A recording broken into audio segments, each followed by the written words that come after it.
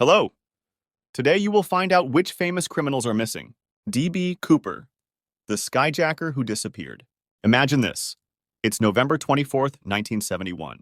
You're on a Boeing 727, enjoying your in-flight peanuts when a man in a snazzy suit and dark sunglasses hands a note to the flight attendant. It's not his phone number, it's a bomb threat. Meet D.B. Cooper, the suave skyjacker whose name will forever echo in criminal folklore. Cooper demanded $200,000 in ransom, about $1.3 million today, folks, and 4 parachutes. And get this, he was polite. Please and thank you all the way to the tarmac. After pocketing the cash and strapping on a parachute, Cooper did the unthinkable. He jumped out of the plane into a stormy night over the Pacific Northwest, leaving behind nothing but a tie clip and a mystery that has stumped the FBI for over 50 years. Did he survive the jump? Is he chilling on a beach somewhere, sipping a piña colada? Or did he become one with the forest, playing poker with Bigfoot? Despite an extensive manhunt involving hundreds of agents, military planes, and more man-hours than it takes to binge-watch your favorite Netflix series, Cooper vanished. Poof, gone. His true identity remains one of the greatest unsolved mysteries. The FBI finally closed the case in 2016, but amateur sleuths and conspiracy theorists continue the hunt.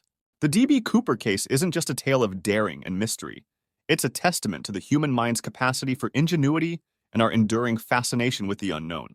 The disappearance of Jimmy Hoffa.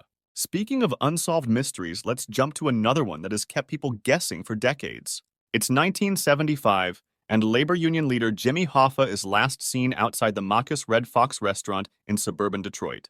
He's there for a meeting, but who knew it would be his last appearance on the earthly stage? Hoffa, a man whose name was synonymous with power and controversy, had ties as thick as thieves with organized crime. You could say he was the rock star of the labor movement, except his fans were a bit more intimidating. On July 30th, 1975, he waits in the restaurant parking lot, probably wondering why his lunch date is late. And then, poof! Hoffa vanishes, leaving behind a Cadillac and a cold cup of coffee. The FBI launched one of the largest manhunts in history. They dug up fields, drained lakes, and even searched under a stadium.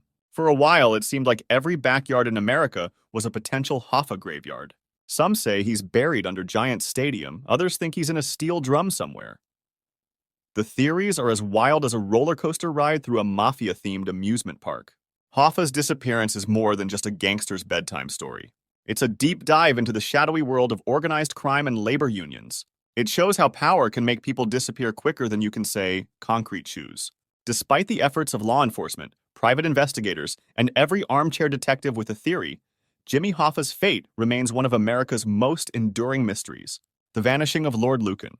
Picture this: high society, lavish parties, and one charming but deeply troubled aristocrat named Lord Lucan. On the evening of November 7th, 1974, Lucan's life took a dark turn that would cement his place in the Mystery Hall of Fame. Lord Lucan, a man with a penchant for gambling and living large, is suspected of bludgeoning his children's nanny to death in a case of mistaken identity. The real target? His estranged wife. After the attack, Lucan's car was found abandoned and soaked in blood, but the man himself had vanished into the foggy London night, never to be seen again. What followed was a media frenzy that would make today's tabloids blush. Sightings of Lucan popped up everywhere from Australia to Africa. Some claimed he lived out his days as a monk, while others believed he ended up as Tiger Chow on a game reserve. Talk about a wild ride! It's like a game of Where's Waldo, but with a murder twist. The Lucan case offers a fascinating glimpse into the psychology of the upper crust. Here's a man who had everything: wealth, status, connections, but still found himself embroiled in scandal and desperation. His disappearance not only captivated the public, but also highlighted how privilege can sometimes shield one from the long arm of the law. Did he have help from his aristocratic friends? Was he whisked away to a life of luxury and exile? The theories are as colorful as they are numerous. In a twist that only adds to the intrigue, Lucan was declared legally dead in 2016, though many believe he might have lived a long and secret life. His story is a perfect blend of Agatha Christie mystery and real-life drama, reminding us that truth can indeed be stranger than fiction. The mysterious case of Natalee Holloway. Continuing our deep dive into the realm of unsolved mysteries, we find ourselves on a sun-soaked beach in Aruba. It's 2005, and high school senior Natalee Holloway is celebrating her graduation with friends. It's a trip filled with sun, fun, and, unfortunately, one of the most perplexing disappearances of the 21st century. Natalie was last seen leaving a bar with Joran van der Sloot, a local Dutch student. Despite his charming smile and seemingly innocent demeanor, van der Sloot quickly became the prime suspect when Natalie never returned to her hotel. Cue the international media circus.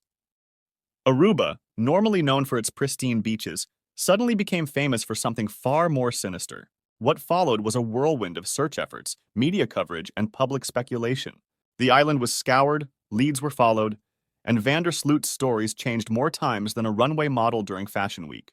He was arrested, released, and arrested again, each time providing a new version of events. Despite extensive investigations, Natalie's body has never been found, leaving a void filled only by theories and questions.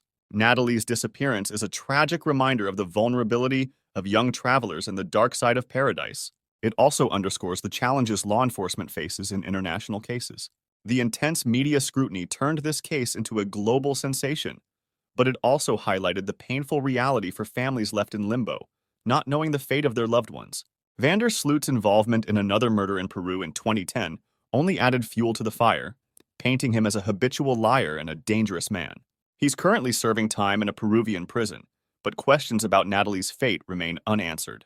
Was she a victim of foul play, an accident, or something more complex? The mind reels with possibilities. Now let's dig into the high-stakes, adrenaline-pumping tale of Joaquin El Chapo Guzman, the notorious Mexican drug lord whose escapes from prison are the stuff of legend. Imagine being one of the most wanted men on the planet and pulling off not one but two daring escapes that would make Hollywood screenwriters green with envy. El Chapo, the head of the Sinaloa cartel, first escaped from a maximum security prison in 2001. And how did he do it? Hidden in a laundry cart. Yes, you heard that right. This master of evasion simply wheeled his way out, leaving guards scratching their heads and security protocols in tatters. For over a decade, he lived on the run, managing his empire and eluding capture with the skill of a seasoned magician. But it was his second escape in 2015 that truly cemented his reputation as the Houdini of the drug world. Picture this. El Chapo is sitting in his cell, plotting his next move. Meanwhile, outside, his loyal minions are busy digging a mile-long tunnel, complete with lighting, ventilation, and a motorcycle on rails for a quick getaway. When the tunnel was finished, El Chapo slipped through a hole in his shower floor and rode to freedom. Talk about going the extra mile, literally.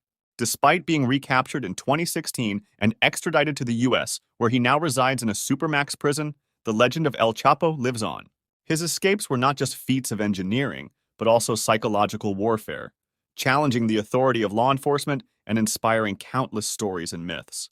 His tale underscores the lengths to which some will go to maintain power and freedom, even in the face of overwhelming odds. El Chapo's escapades highlight the mind-boggling resources and determination that criminal enterprises can muster. They also reveal the vulnerabilities in even the most secure systems, reminding us that human ingenuity can be both awe-inspiring and terrifying. As law enforcement around the world continues to battle such threats, the story of El Chapo serves as a cautionary tale about the relentless cat-and-mouse game between criminals and those who pursue them. Next up, let's sail into the murky waters of maritime mystery with the tale of the SS Cotopaxi.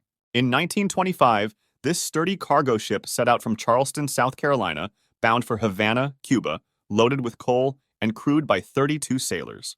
It was a routine voyage, but as it entered the Bermuda Triangle, routine went right out the porthole.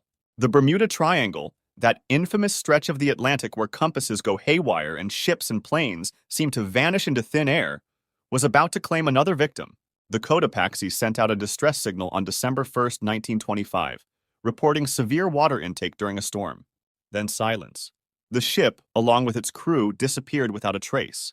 Now, the Bermuda Triangle is like the Houdini of geographic locations.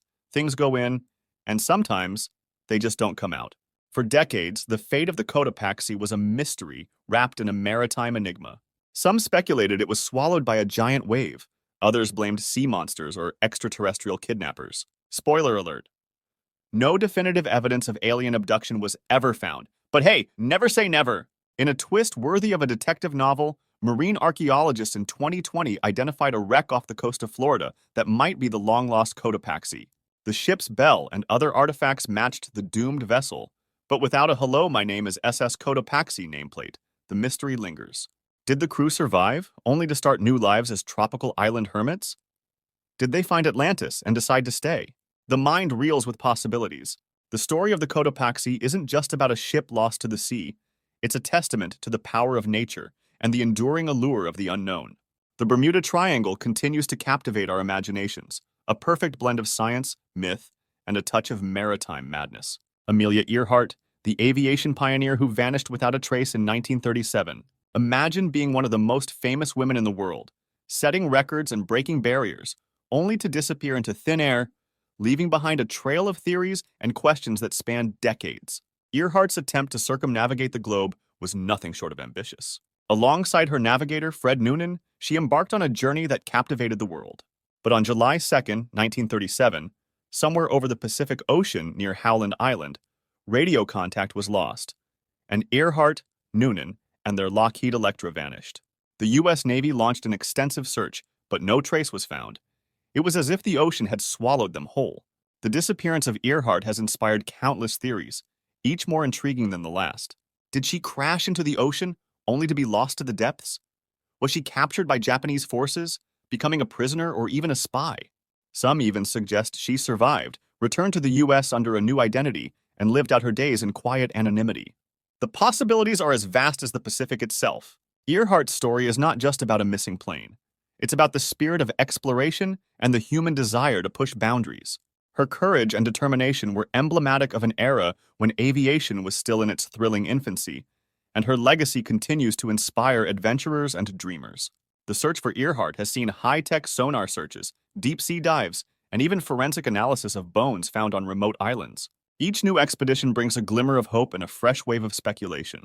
Did she survive on a deserted island, surviving on coconuts and her sheer willpower? Or did the ocean claim her, leaving only a mystery for the ages?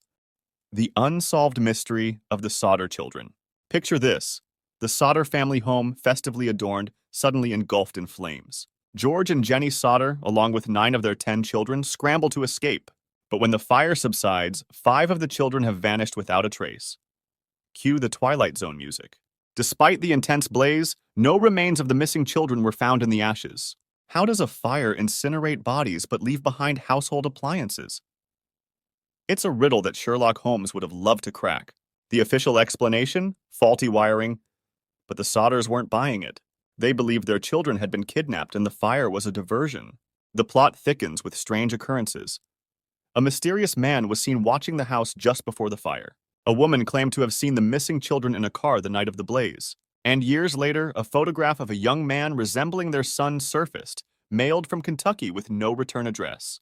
It was enough to make even the most rational minds embrace their inner conspiracy theorist. The Sodders' relentless search for their children became a lifelong quest. They put up billboards, hired private investigators, and chased every lead, no matter how far-fetched.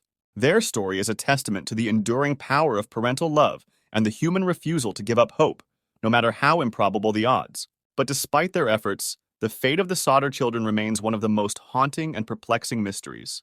Did they perish in the fire, or were they spirited away to live new lives under new identities? The mind boggles at the possibilities, each one more intriguing than the last.